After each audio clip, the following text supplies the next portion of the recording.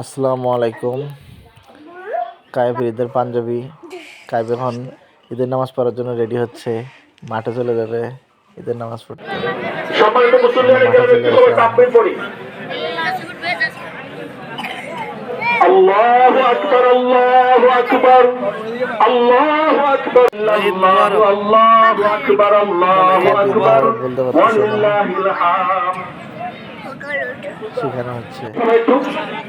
মাঝে মাঝে দাঁড়িয়ে আছে, সবাই বসেন একটু। সবাই বাংলা বাজার ঈদগাহ মাঠ। তারা কালেকশন করছেন আমাদের আশপাশের 4-5টা গ্রামের মানুষ এই মাঠে নামাজ পড়ে। তাই ঈদের নামাজ পড়ে এসে খেলাধুলা করতেছে। খেলাধুলা করতে অনেক পছন্দ করে, অনেক মজা পাচ্ছে।